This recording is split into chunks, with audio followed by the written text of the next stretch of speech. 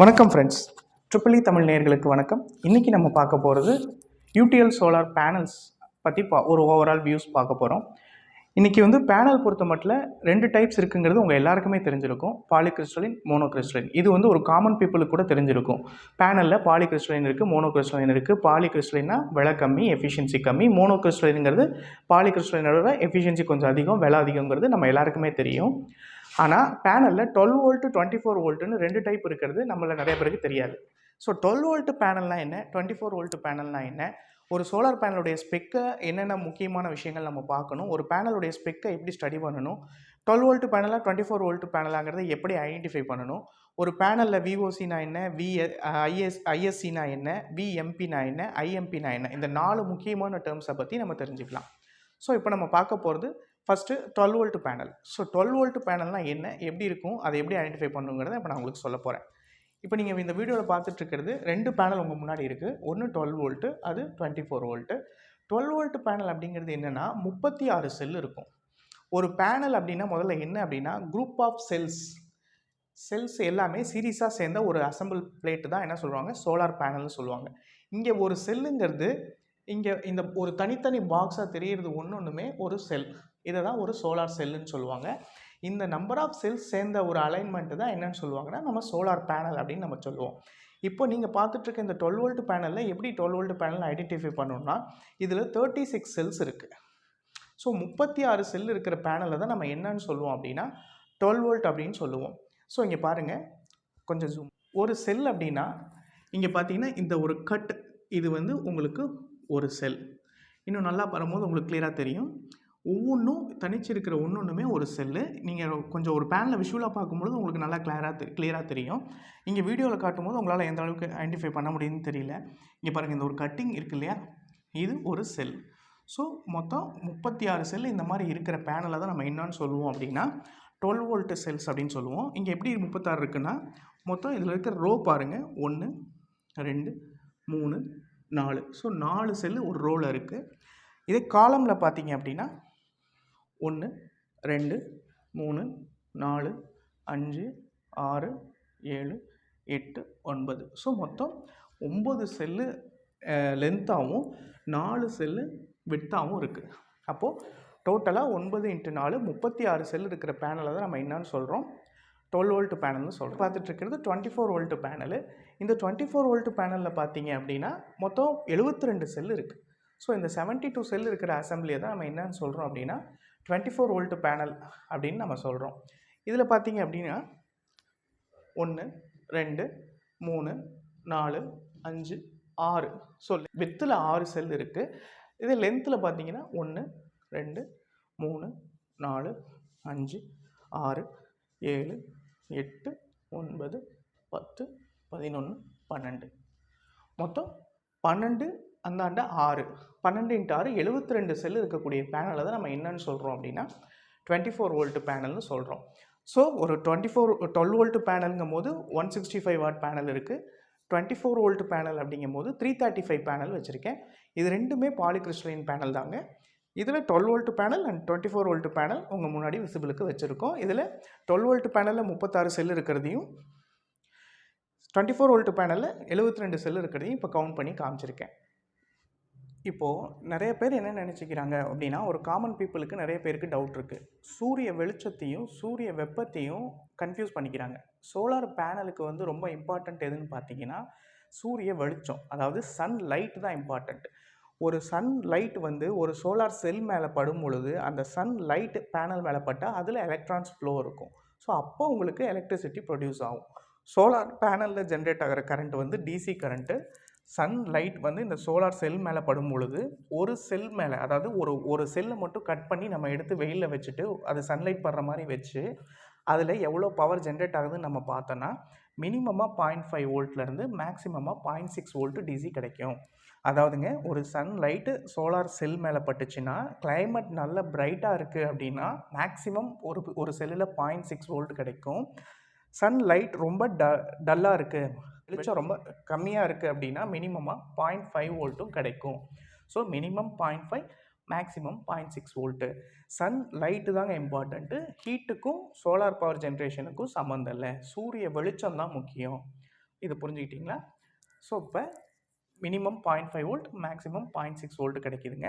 Solar ஆனால் டெக்னிக்கலாக பார்க்கும் பொழுது வோல்டேஜின் அடிப்படையில் பேனலில் 2 டைப் இருக்குங்க. 12 வோல்ட், 24 வோல்ட். ஸோ 36 செல்ஸ் இருக்கிற பேனலை 12 வோல்ட்டுன்னு சொல்கிறாங்க. 24 வோல்ட் அப்படிங்கிறது 72 செல் இருக்கிற பேனலை 24 வோல்ட் அப்படின்னு சொல்கிறாங்க. ஸோ இப்போ ஒரு 36 செல்ஸ் இருக்கிற பேனலில் மினிமமாக என்ன வோல்ட் கிடைக்கும், மேக்ஸிமமாக என்ன வோல்ட் கிடைக்கும் அப்படிங்கிறதையும், ஒரு 72 செல் இருக்கக்கூடிய 24 வோல்ட் பேனலில் மினிமமாக என்ன வோல்ட் கிடைக்கும், மேக்ஸிமமாக என்ன வோல்ட் கிடைக்குங்கிறதையும் பார்க்கலாம். இப்போ இந்த 12 வோல்ட் பேனல் எடுத்துக்கிட்டிங்கன்னா 36 செல் இருக்கும். 36 செல் இருக்கிற பேனல் தான் நம்ம என்னென்னு சொல்லுவோம், 12 வோல்ட் பேனல்னு சொல்லுவோம். ஸோ இப்போ ஒரு 36 செல் இருக்கிற பேனலில் மினிமமாக 0.5 வோல்ட் வருது அப்படின்னா எவ்வளோ வோல்டேஜ் கிடைக்குங்க? 36 × 0.5 18 வோல்ட் கிடைக்கும். அதாவது இதில் இந்த மாதிரி நம்பர் ஆஃப் செல்ஸ் சேர்ந்தது தான் ஒரு பேனலு. ஒரு 36 செல் இருக்கிற பேனலில் என்ன நடக்கும்னா 36 செல்லுமே சீரீஸாக கனெக்ட் பண்ணியிருப்பாங்க. உங்கள் எல்லாருக்கும் நல்லா தெரியும், ஒரு நம்பர் ஆஃப் செல்ஸை சீரீஸாக கனெக்ட் பண்ணும்பொழுது வோல்டேஜ் ஆட் ஆகிட்டே போகும். அப்போது 36 செல்லை சீரீஸாக கனெக்ட் பண்ணும்பொழுது ஒரு செல்லுக்கு 0.5 அப்படின்னா 36 × 0.5 18 வோல்ட்டு கிடைக்கும். அதே அந்த செல்லில் மேக்ஸிமம் பவர் வந்து படும்பொழுது 0.6 வோல்ட்டு கிடைக்கும். ஸோ 36 செல்லுலேயும் அதிகபட்சமாக 0.6 வோல்ட் கிடைக்கும் பொழுது எவ்வளோ வோல்டேஜ் கிடைக்கும் அப்படின்னா 22 வோல்ட்டு டிசி கிடைக்கும். ஸோ அப்போ ஒரு 12 வோல்ட் பேனலில் மினிமமாக 18 வோல்ட்டும் மேக்ஸிமமாக 22.5 வோல்ட்டும் கிடைக்குங்க. சன்லைட் குறைவாக இருக்கும் பொழுது 18 வோல்ட்டும், சன்லைட் அதிகமாக இருக்கும் பொழுது 22.5 வோல்ட்டும் கிடைக்கும். ஆவரேஜாக ஒரு 12 வோல்ட் பேனலில் 20 வோல்ட் கிடைக்கும். நீங்கள் என்ன கன்ஃபியூஸ் பண்ணிக்குவீங்க அப்படின்னா 12 வோல்ட் பேனல்னால் 12 வோல்ட் அவுட்புட் வரும், 24 வோல்ட் பேனல்னால் 24 வோல்ட் அவுட்புட் வரும்னு நினச்சிட்ருப்பீங்க. அப்படி கிடையாதுங்க. 12 வோல்ட் பேனல்னால் 36 செல் இருக்கிற பேனலு. 36 செல்லில் வோல்டேஜ் 0.5 வரும்பொழுது 18 வோல்ட்டும், 0.6 வரும்பொழுது 22 வோல்ட்டும் கிடைக்கும். அப்போ ஆவரேஜாக பார்த்தீங்கன்னா 20 வோல்ட்டு கிடைக்கும். ஒரு 12 வோல்ட் பேனலில் 20 வோல்ட் கிடைக்கும். அதே 24 வோல்ட் பேனல் எடுத்துக்கிட்டிங்க அப்படின்னா மினிமமாக 0.5 வோல்ட் வரும்பொழுது 36 வோல்ட் கிடைக்கும். 72 செல் இருக்கிறதுல 0.6 வோல்ட் அதிகபட்சமாக 0.6 வரும்பொழுது 46 வோல்ட் கிடைக்கும். அப்போ அதனுடைய ரேஞ்ச் எடுத்துக்கிட்டிங்கன்னா 36 வோல்ட்லேருந்து 46 வோல்ட் வரைக்கும் கிடைக்கும். ஸோ ஒரு 24 வோல்ட்டில் ஆவரேஜாக நீங்கள் எவ்வளோ வோல்டேஜ் வரும்னு புரிஞ்சிக்கலாம்னா 40 வோல்ட் அவுட்புட் வரும் அப்படிங்கிறத நீங்கள் புரிஞ்சிக்கலாம். வோல்ட் பேனலில் மினிமமாக என்ன ரேஞ்சிலேருந்து மேக்ஸிமம் என்ன ரேஞ்ச் வரைக்கும் கிடைக்குதுன்னு பார்த்தீங்கன்னா மினிமமாக 12 வாட்ஸில் ஆரம்பித்து அதிகபட்சமாக 200 வாட்ஸ் இருக்கிற வரைக்கும் எல்லா பேனலுமே என்னதாங்க 36 செல்ஸ் பேனல் தான். அது 12 வோல்ட் பேனல். வோல்ட் பேனலில் மேக்ஸிமமாக விஓசி ரேஞ்ச் பார்த்தீங்கன்னா 18 வோல்ட்லேருந்து 22 வோல்ட் வரைக்கும் டிசி கிடைக்கும். இதே 24 வோல்ட் பேனலில் மினிமமாக 250 வாட்ஸ்லேருந்து மேக்ஸிமம் 540 வாட்ஸ் வரைக்கும் கிடைக்கிற பேனல் எல்லாமே என்ன தான் சொல்லுவாங்க 72 செல்ஸ் பேனல்னு சொல்லுவாங்க. அதில் விஓசி பார்த்தீங்கன்னா மினிமமாக 36 வோல்ட்லேருந்து மேக்ஸிமமாக 40 வோல்ட் டிசி வரைக்கும் கிடைக்கும். ஸோ 12 வோல்ட் பேனலில் ஆவரேஜாக நீங்கள் 20 வோல்ட் வரும்னு ஞாபகம் வச்சுக்கோங்க. 24 வோல்ட் பேனலில் ஆவரேஜாக 40 வோல்ட் டிசி வரும் அப்படின்னு நீங்கள் அண்டர்ஸ்டாண்ட் பண்ணிக்கோங்க. இங்கே 445 540ங்கிறது ஆஃப் கட் பேனலாக இருந்தாலுமே அதில் வந்து 72 + 72ன்னு 144 செல் இருக்கும். ஆனால் அது ரெண்டுமே பேரலாக கனெக்ட் ஆகிருக்கிறனால உங்களுக்கு விஓசியில் எந்த மாற்றமும் இருக்காது.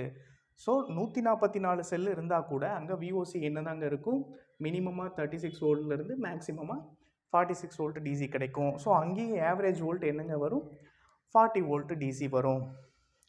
ஸோ அப்போ ஒரு பேனல் பொறுத்த மட்டும் விஓசி அப்படிங்கிறது ஒரு பேனலில் மினிமம் வோல்டேஜ் மேக்ஸிமம் வோல்டேஜ் என்ன கிடைக்குதுங்கிறது தான் என்னன்னு சொல்லுவாங்க, அந்த சோலார் பேனலுடைய விஓசி ரேஞ்ச் அப்படின்னு சொல்லுவாங்க.